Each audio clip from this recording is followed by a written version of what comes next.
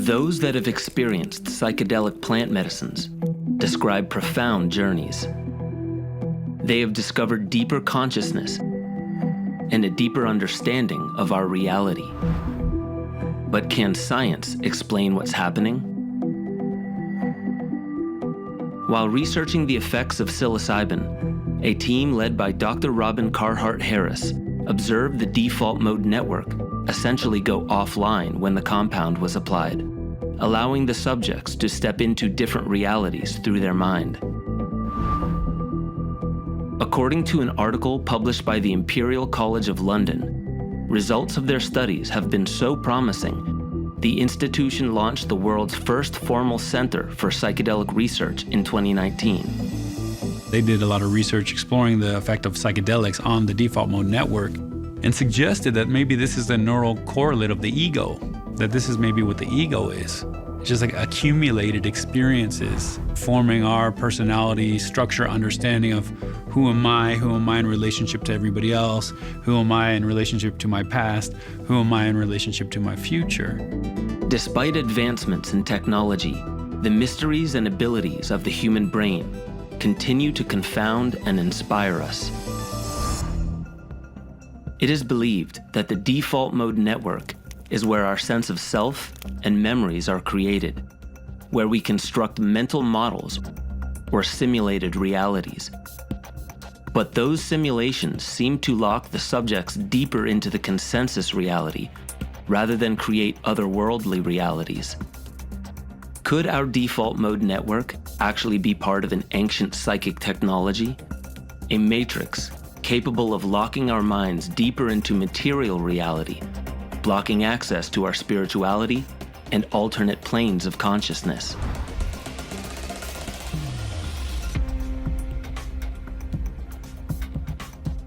While decades of research led to our current understanding of the default mode network, the term itself was coined by Washington University of Medicine neurologist Marcus Reishi in 2001. The default mode network, it's a network in the brain that is involved in our autobiographical story of ourselves. It's when we're thinking about ourselves, when we're thinking about somebody else, when we're wandering in our minds into the past or into the future. The network is comprised of different areas of the brain, including the posterior cingulate cortex, precuneus, medial prefrontal, and inferior parietal cortices. It's less active when the person is engaged in more goal-oriented activities. The Robin Carhart-Harris group, they brought forth a lot of interesting ideas about what is this default mode network.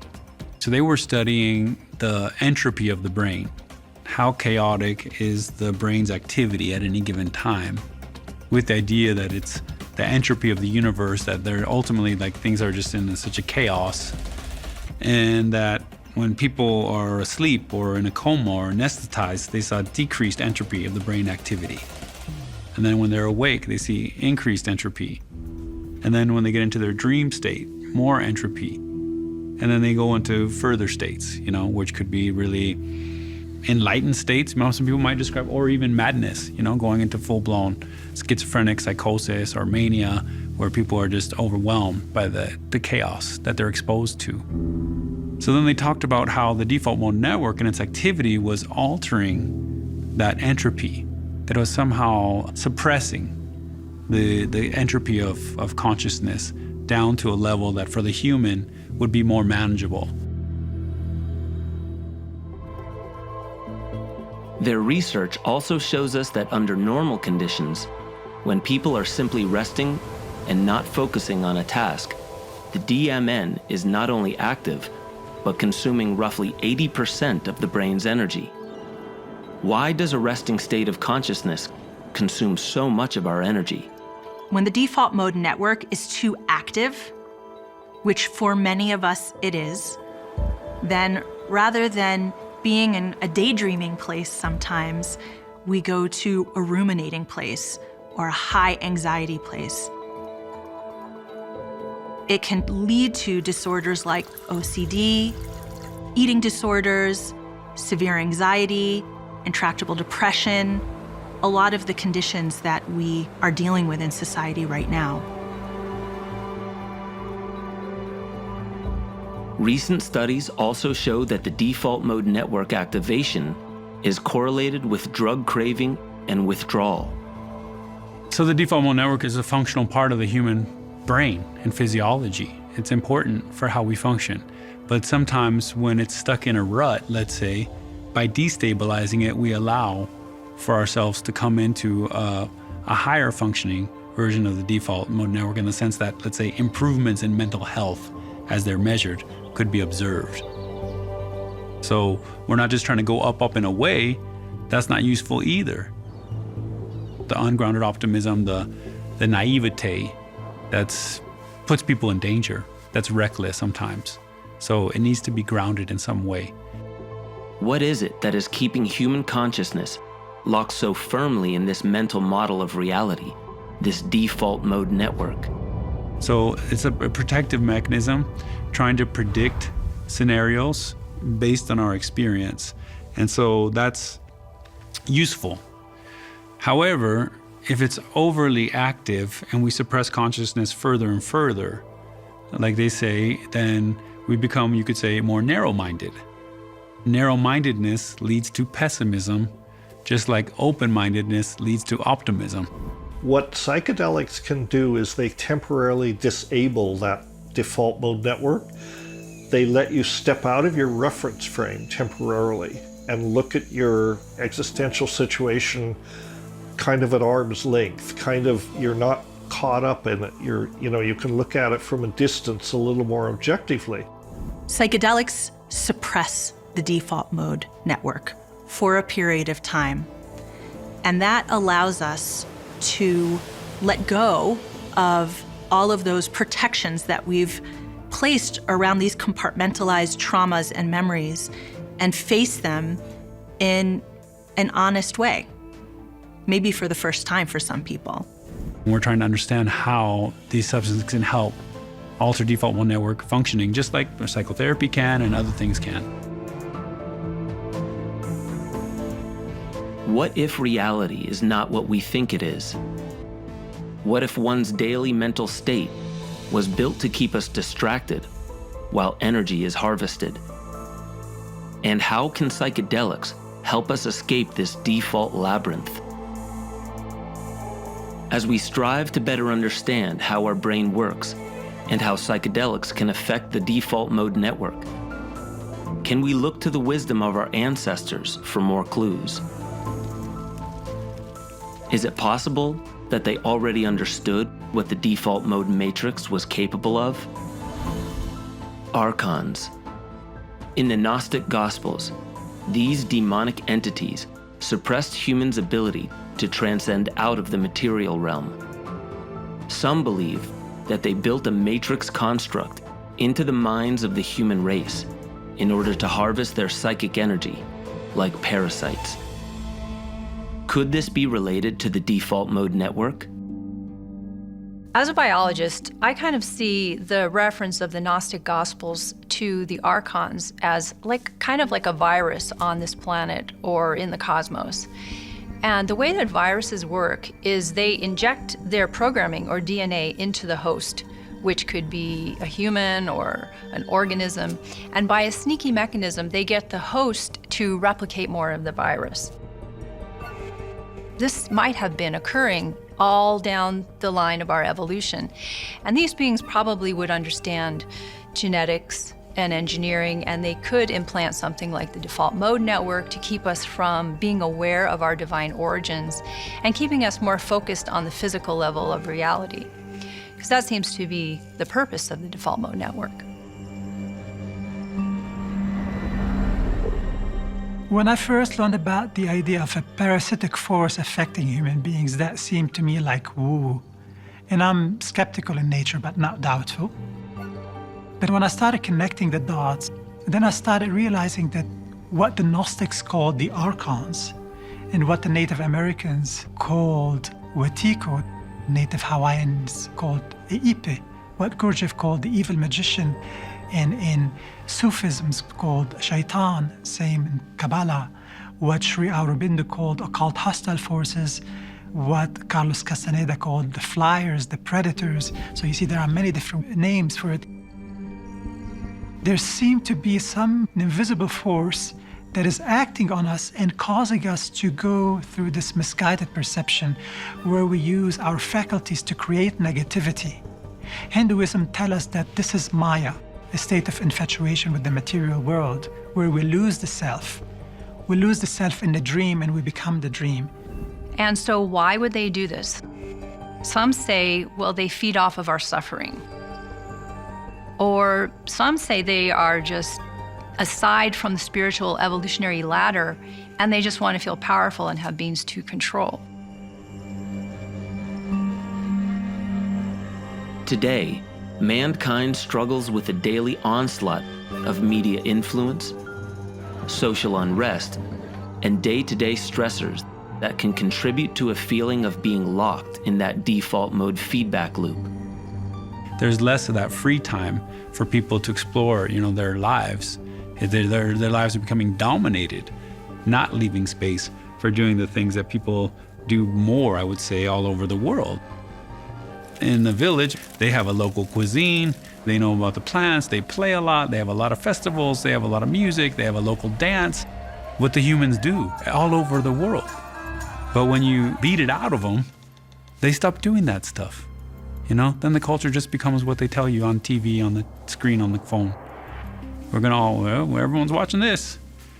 Let's all watch that. What about what you want to do? What about what you would do, if you had more free time? Yes, well, it's certainly true that pre-literate and Aboriginal peoples have had an obsession with time. However, it's an obsession shared by the historical societies as well.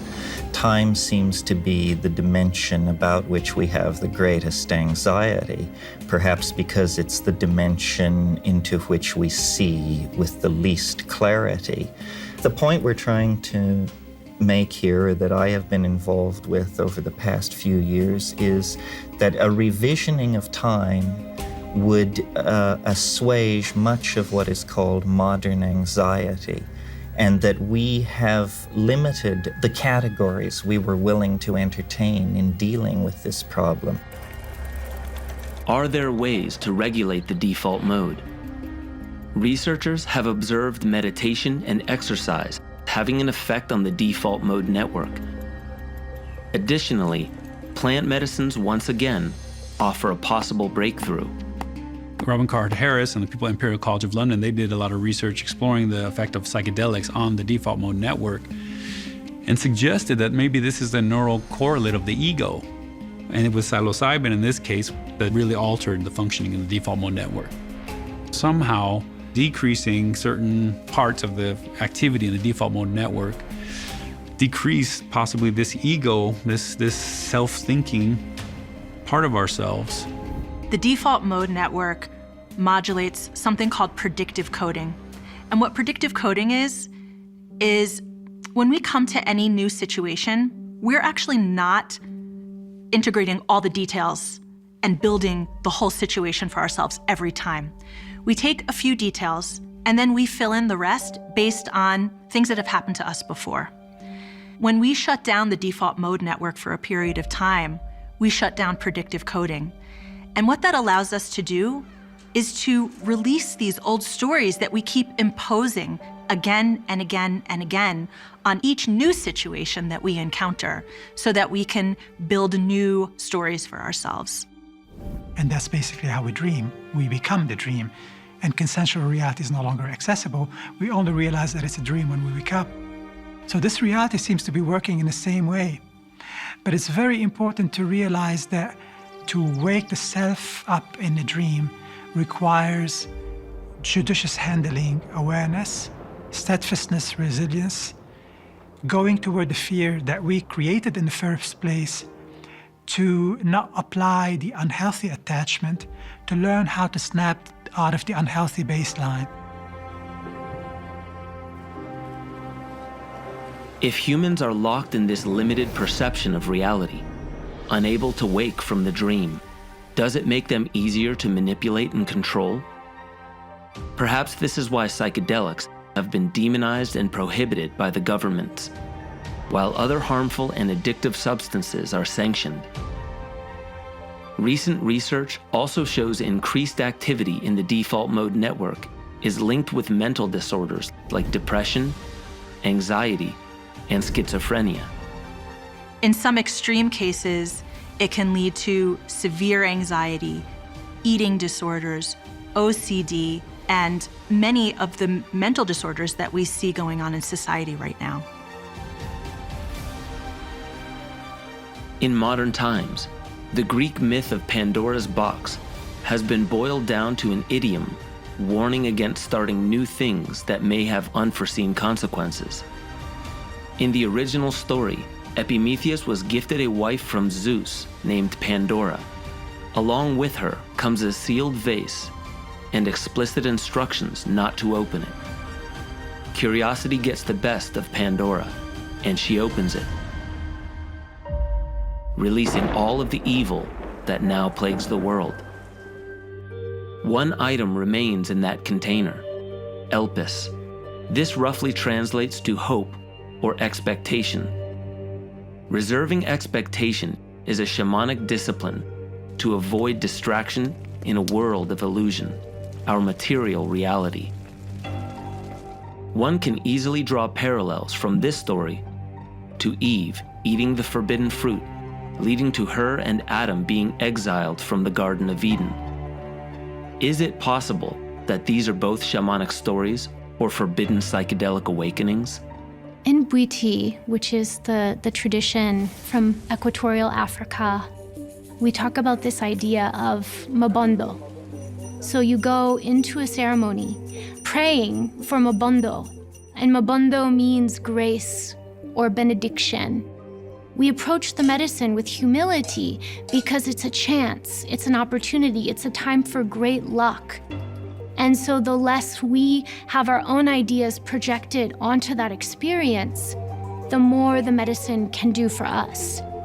When we have too many preconceived notions, it can also be disrespectful to the medicine, because this medicine is here with its own gifts, with its own teachings. It is a master, and it has a transmission unique for you. Long ago, shamans and priesthoods, well aware of the powers that psychedelic plants possessed, closely guarded access to them. Today, interest in and access to psychedelics is on the rise. This has led to an increased focus on creating safe and effective settings, optimized to individuals' needs. Everybody's different. I think that some people can go through these transformative, challenging experiences and they don't find them like an ordeal. They can experience them as though it was a revelation, almost a salvation. They can experience a dramatic reduction in anxiety and fear, and it's not a challenging experience. For other people, it is an ordeal, and I think a lot of it has to do with the inability to surrender. That's one of the keys to psychedelic therapy. Once you have the set optimized and the setting and the medicine and the dose, the responsibility, if you will, or the job of the patient is to trust the process. I certainly know people who have gone into the psychedelic experience with the intention of getting some answers. So it's totally possible that you can lift the veils, open the doors of perception, and get an idea of what really would be good for you, especially if you set your intentions on that. Many of the thousands of journey reports shared and cataloged online over the past 2 decades report that DMT pushed participants' consciousness outside of normal reality. The other side is described as a structured dimension, and that it felt more real than what we commonly accept as reality. Former UFC champion Rashad Evans' own personal journey lines up with these accounts. So when I came back to my body, I remember the feeling of just loss. It felt as if like I just lost the love of my life. And I remember just crying. Like I remember just saying like, please don't go, please don't go, please don't go. And then I slowly started to open my eyes, and I just feel my face, and I have tears running down my face, and I have my heart's racing, and I'm still mumbling the words, please don't go, and I really don't understand why I'm saying that, but I feel it. And as I opened my eyes, I just started to see reality just very pixelated. And as I open my eyes longer, it starts to come into focus more, and it just slowly starts like just to piece together like a video game. It let me know that reality was far more vast than I could have ever imagined. I just stayed in awe for like the longest time, and then I couldn't stop thinking about it. Whenever I had a free moment, I would just think about the magnificence of this consciousness and just the magnificence of what was inside of me, and I had no idea. It was really hard to understand for the most part, but as I continued on my journey, more understanding about it started to reveal itself.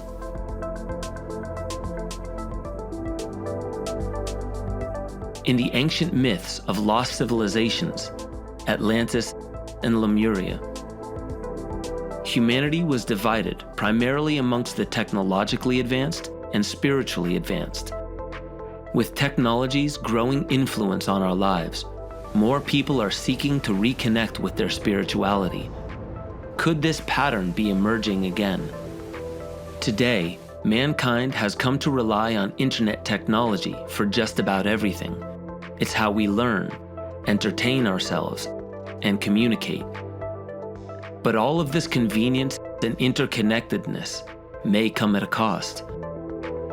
These networks rely on radio frequency signals to relay information, creating their own electromagnetic fields. Some believe that these EMFs not only pose a risk as a carcinogen, but that they can also interfere with pineal gland activity. Again, this is the part of the brain associated with self-realization, enlightenment, and higher and expanded states. EMFs, or electromagnetic frequencies, they have a kind of sameness of the pattern that they broadcast, and this lacks the signature of living forms. We have also found that they happen to be broadcast in the same frequency range as our biology, so they actually interact with our biology. And they cause a lot of negative effects, including affecting the pineal gland. And we know that the pineal gland is extremely important for higher states of awareness, for how good we sleep, our mood, all of these things. So the electromagnetic frequencies are not necessarily helping humanity. If true, could these EMF-producing technologies lock people's brains into the default mode network? With a new technological obstacle, what are the ramifications for the future of psychedelics and consciousness exploration? The use of these medicinal plants can help turn off the default mode network. But this kind of awakening is not a simple one-size-fits-all solution. Integrating these experiences into our everyday lives remains a challenge. We know that these sacred plant medicines have an effect on the default mode network in the brain, and they seem to render it quiet for some period of time. And when this kind of monotonous drone of self-limiting programs is silenced, we have these glimpses of the higher worlds, of expanded states of awareness, of really a more real reality than we normally exist in our kind of baseline consciousness. And then when we're not in the influence of the medicine, we come back to what we call normal reality. And the challenge is always to integrate the gifts of what we have seen into our everyday life. And it does seem that they do get integrated, but it takes a little bit of work because the reality seems so different and so far apart, but actually they're just layers of the one reality. And so that is the gift of the plant medicines, is to bring back these gifts and these glimpses into the higher worlds and to actually live them. Whenever we are catapulted out of normal, we're being sent into the unknown. We're being sent into mystery. that is incredibly fertile ground for completely new and unexpected possibilities for healing to happen if we're willing to take advantage of that.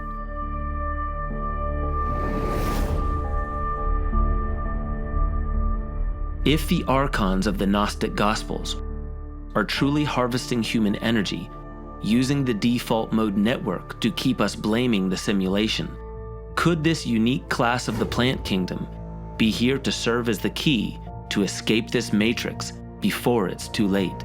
Sacred psychoactive plants can serve humanity at this time, as they always have, to see beyond the program of the matrix of the physical world and remember that we are actually divine cosmic beings and that there's nothing beyond that that can control us, that we are actually all the one creator. They have always been here, provided by our dear planet Gaia, to help us awaken. These sacred plant medicines and the psychedelic renaissance are pointing to the need for us to open our hearts. And opening and healing our hearts is gonna help illuminate our mental health problems. I believe William Blake said, if the doors of perception were open, we would see things as they really are, infinite. So my hope is that the psychedelic experience helps us to see the oneness, how our actions can affect others, anything that can help lift the veils so that we can see more clearly. I think the planet really needs that right now.